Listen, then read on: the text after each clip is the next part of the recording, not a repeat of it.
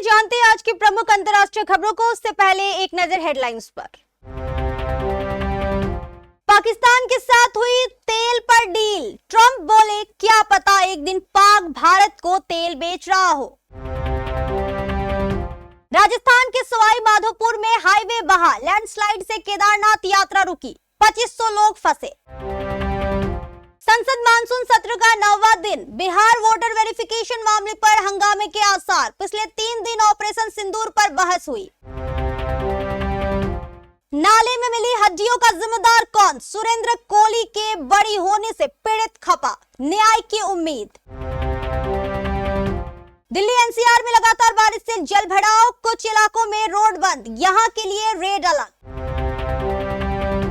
पुंछ में एलओसी पर घुसपैठ का बड़ा षड्यंत्र विफल, 2 आतंकी ढेर, हरकतों से बाज नहीं आ रहा पाकिस्तान। यूनेस्को ने 9 माह पहले ही दी भूकंप सुनामी की चेतावनी। गाजा में भोजन का इंतजार कर रहे फिलिस्तीनियों पर गोलीबारी, 48 की मौत, अमेरिकी राजदूत विटकॉफ पहुंचेंगे इजराइल।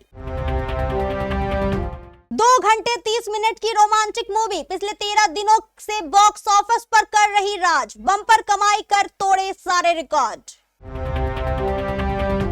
भारतीय टीम में मौजूद 3 विकेट कीपर, 5वें टेस्ट में इनमें से 2 का खेलना लगभग पक्का।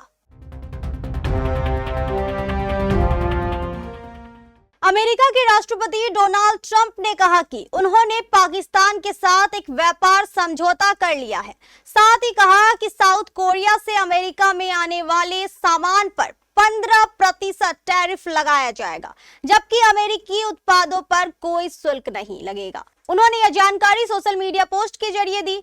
ट्रंप ने लिखा कि हम व्हाइट हाउस में व्यापार समझौतों पर काम करने में व्यस्त। मैंने कई देशों के नेताओं से बात की है जो अमेरिका को बेहद खुश करना चाहते हैं।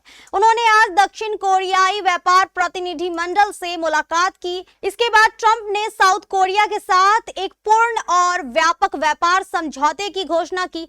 ट्रंप के मुताबिक इस डील के तहत दक्षिण कोरिया अमेरिका में $350 अरब का निवेश करेगा, जिसे अमेरिकी राष्ट्रपति स्वयं नियंत्रित और चयनित करेंगे। इसके अलावा दक्षिण कोरिया $100 अरब का LNG यानी कि तरल प्राकृतिक गैस या अन्य ऊर्जा उत्पाद अमेरिका से खरीदेगा।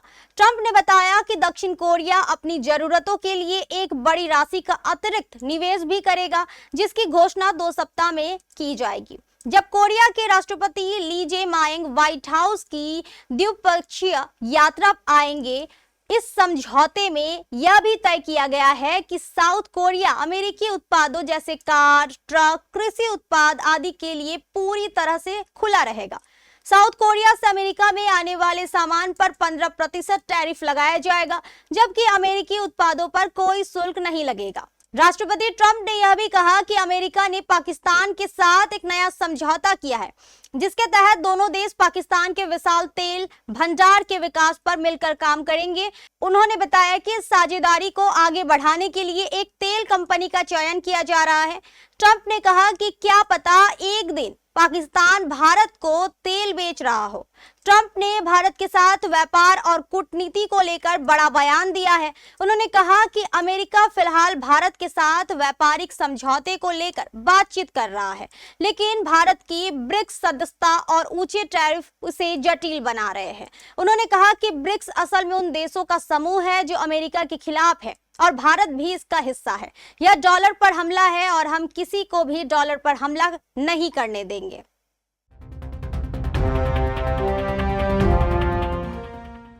देश भर में भारी बारिश का दौर जारी है। मध्य प्रदेश के भोपाल में पिछले 24 घंटे के दौरान 32.2 मिलीमीटर बारिश हुई। शिवपुरी और विदिशा जिले में गुरुवार को सभी स्कूल बंद कर दिए गए हैं। बुधवार को शिवपुरी के पांचवली गांव में बाढ़ में 30 घंटे में फंसे 27 स्कूली बच्चों को सेना ने बोट से सुरक्षित निकाला। उधर राजस्थान में बुधवार को जयपुर, कोटा, सवाई माधोपुर, टोंक, सीकर, दौसा, भरतपुर, अलवर जिलों के कई इलाकों में 2 से 6 इंच तक बरसात हुई।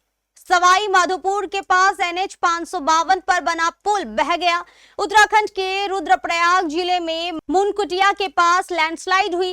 केदारनाथ जाने वाला पैदल रास्ता बंद हो गया। यात्रा 4 दिन के लिए स्थगित कर दी गई। सड़क के अचानक बंद होने से गौरीकुंड में लगभग 2500 तीर्थ यात्री फंस गए हैं। मौसम विभाग ने गुरुवार को राजस्थान, असम और मेघालय में भारी बारिश का ऑरेंज अलर्ट जारी किया है। इसके अलावा बिहार, झारखंड, पश्चिम बंगाल, मध्य प्रदेश, गुजरात सहित 19 राज्यों में हल्की से मध्यम बारिश हो सकती है। संसद के मानसून सत्र का गुरुवार को 9वां दिन है। बिहार वोटर वेरिफिकेशन मामले में आज भी हंगामे के आसार है। विपक्ष ने सोमवार को लोकसभा में हंगामा किया था कि ऑपरेशन सिंदूर के बाद बिहार वोटर लिस्ट वेरिफिकेशन मामले पर सदन में चर्चा हो। इससे पहले संसद के दोनों सदनों में पिछले 3 दिन यानी कि 28 से 30 जुलाई पहलगाम हमला और ऑपरेशन सिंदूर पर चर्चा हुई। इस दौरान पीएम मोदी ने कहा, दुनिया के किसी नेता ने जंग नहीं रुकवाई। वहीं राहुल गांधी ने कहा कि अगर दम है तो पीएम सदन में यह बोल दे कि ट्रंप झूठ बोल रहे हैं। वहीं केंद्रीय गृह मंत्री अमित शाह ने लोकसभा में पहलगाम हमले के आतंकियों के मारे जाने की जानकारी दी। उन्होंने कहा, 28 जुलाई को ऑपरेशन महादेव में पहलगाम हमले के आतंकियों को ढेर कर दिया गया है। इन आतंकियों के नाम सुलेमान, अफगान और जिब्रान है। संसद का मानसून सत्र 21 जुलाई से 21 अगस्त तक यानी कुल 32 दिन चलेगा। इस दौरान 18 बैठकें होंगी, 15 से ज्यादा बिल पेश होंगे। स्वतंत्रता दिवस समारोह के कारण 13 से 14 अगस्त को संसद की कार्रवाई नहीं होगी। केंद्र सरकार मानसून सत्र में 8 नए बिल पेश करेगी, जबकि 7 लंबित बिलों पर चर्चा होगी। इनमें मणिपुर जीएसटी संशोधन bill 2025, income tax bill, national sports governance bill जैसे विधेयक शामिल है। पहले दिन नए इनकम टैक्स बिल पर बनी संसदीय कमेटी की रिपोर्ट लोकसभा में पेश होगी। कमेटी ने 285 सुझाव दिए हैं। 622 पन्नों वाला बिल 6 दशक पुराने इनकम टैक्स एक्ट 1961 को रिप्लेस करेगा। दिल दहलाने वाले बहुचर्चित निठारी कांड में न्याय की उम्मीद में 19 साल काट दिए, लेकिन सुप्रीम कोर्ट से भी न्याय नहीं मिला। अब भगवान पर ही भरोसा है। प्रधानमंत्री व मुख्यमंत्री को आगे आकर हमें न्याय दिलाना चाहिए। मनोनिंदर पंढेर और सुरेंद्र कोली अगर इस नृशंस हत्याकांड के जिम्मेदार नहीं है तो आखिर नाले में मिली हड्डियों का जिम्मेदार कौन है? यह बातें निठारी पीड़ित झब्बू लाल ने कही जब उन्हें पता चला कि सुप्रीम कोर्ट ने सीबीआई, यूपी सरकार व पीड़ितों की याचिका को खारिज करते हुए इलाहाबाद हाई कोर्ट के फैसले को बरकरार रखा है। सुप्रीम कोर्ट के फैसले के बाद नोएडा के सेक्टर 31 स्थित D5 कोठी के पास बुधवार शाम को कुछ लोग जमा हो गए और सुरेंद्र कोली के बरी होने को लेकर तरह तरह की चर्चाएं होने लगी। इस कांड के पीड़ित और लापता हुई 10 वर्षीय बच्ची ज्योति की मां सुनीता सुप्रीम कोर्ट के फैसले को सुनकर फपक पड़ी। उन्होंने कहा कि मुझे इन दोनों के बरी होने की बात सुनकर विश्वास नहीं हो रहा है।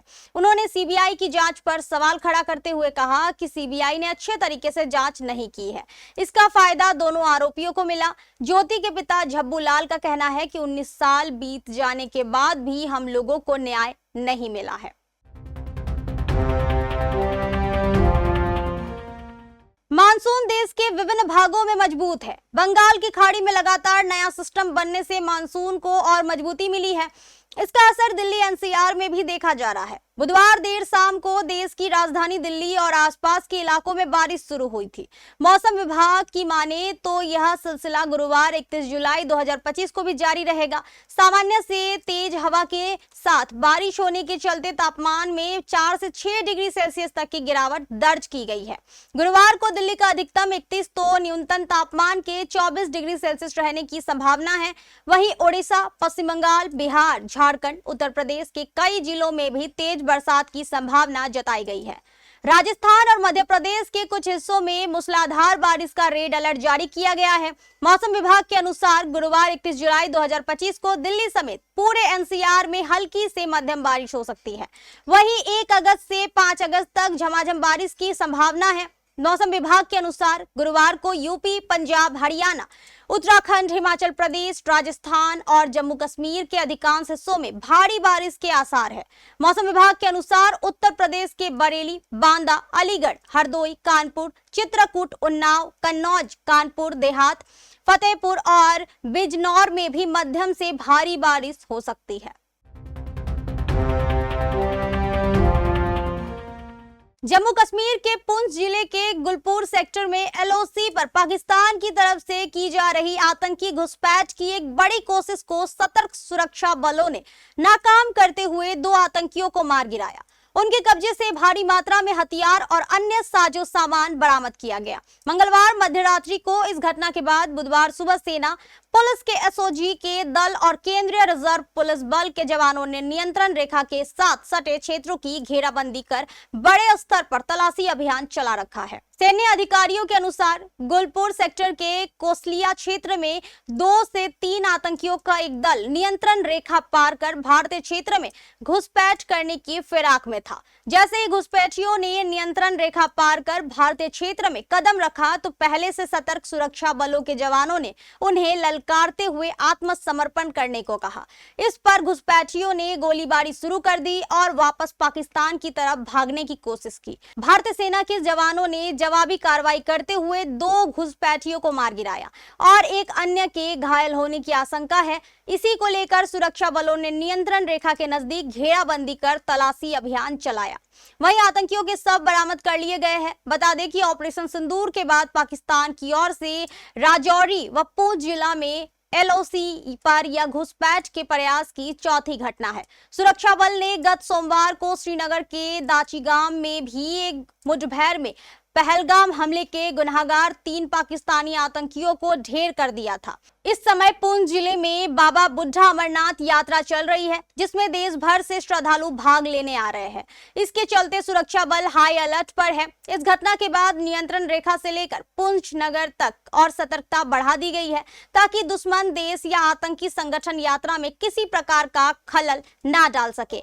दुश्मन की हर हरकत का मुंहतोड़ जवाब देने के लिए भारतीय सेना पूरी तरह से मुस्तैद है।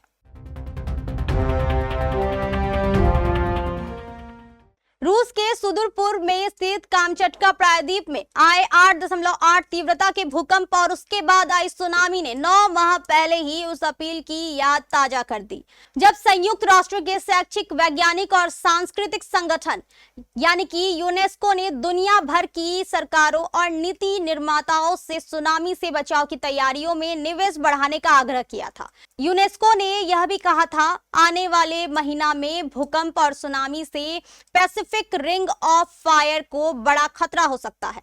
द गार्जियन के अनुसार यूनेस्को 9 महीने पहले ही वैश्विक चेतावनी जारी कर दी थी कि अगले कुछ वर्षों में समुद्री तटीय आबादी पर सुनामी का खतरा अप्रत्याशित रूप से बढ़ सकता है। फिलहाल 70 करोड़ लोग ऐसे तटीय क्षेत्रों में रहते हैं जो सुनामी की चपेट में आ सकते हैं। कामचटका प्रायद्वीप रूस के सबसे अधिक भूकंप संवेदनशील क्षेत्रों में से एक है। यह नॉर्थ अमेरिकन प्लेट और पैसिफिक प्लेट के मिलन बिंदु पर स्थित है। यहाँ 160 से अधिक ज्वालामुखी है, जिनमें से कई सक्रिय है। यहाँ 1952 में भी 9.0 तीव्रता का भूकंप आया था, जिसके बाद सुनामी आई थी। क्योंकि इस बार के भूकंप की गहराई सिर्फ 25 किलोमीटर थी, यानी यह उथला भूकंप था, जिससे पूरे रिंग ऑफ फायर की जमीन पर झटके और नुकसान की आशंका कई गुना बढ़ गई। इसके बाद लगातार 6.2 से 7.1 तीव्रता तक के 15 से अधिक आफ्टर शॉक्स आ चुके हैं। रूस ने पूर्वी सुदूर क्षेत्र में आपात स्थिति घोषित कर दी है। वहीं जापान और अमेरिका के पश्चिमी तटीय इलाकों में सुनामी चेतावनी जारी की गई है।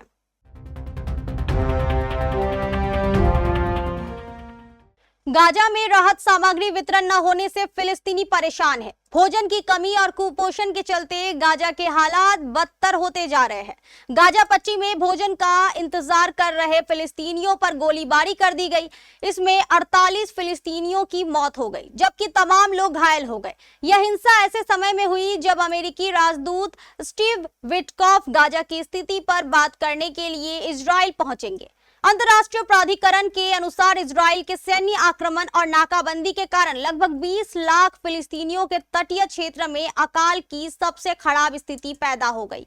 कानून व्यवस्था की स्थिति बिगड़ने के कारण सहायता काफिले हताश भीड़ से भर गए हैं। गाजा शहर के शिफा अस्पताल ने बताया कि मृतक और घायल जिकिम क्रॉसिंग पर जमा भीड़ में गोलीबारी हुई। एक वीडियो में गोलीबारी में घायल लोगों को लकड़ी की गाड़ियों में ले जाते हुए दिखाया गया है। साथ ही लोगों की भीड़ आटे के बैग लेकर जा रही है। अल सराया फील्ड अस्पताल ने बताया कि वहां 100 से ज्यादा लोग मृत और घायल हुए हैं। गाजा स्वास्थ्य मंत्रालय की आपातकालीन सेवा के प्रमुख फरेस आवाद ने बताया कि कुछ शवों को दूसरे अस्पतालों में ले जाया गया है। स्वास्थ्य अधिकारियों ने बताया कि इजरायली हमलों और गोलीबारी में रात भर और बुधवार तक कम से कम 48 फिलिस्तीनी मारे गए। वहीं एक बच्चे समेत 7 अन्य फिलिस्तीनी कुपोषण से संबंधित कारणों से मारे गए। गौरतलब है कि गाजा में हालात दिन ब दिन बिगड़ते जा रहे हैं।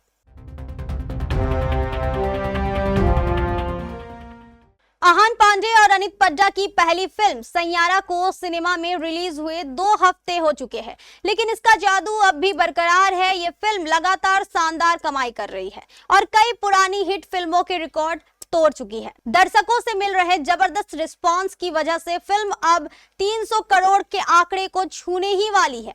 इतनी बड़ी सफलता से फिल्म इंडस्ट्री में इसकी खूब चर्चा हो रही है। इस फिल्म का निर्देशन मोहित सूरी ने किया है, जो पहले से ही कलयुग और आशिकी 2 जैसी फिल्मों के लिए जाने जाते हैं।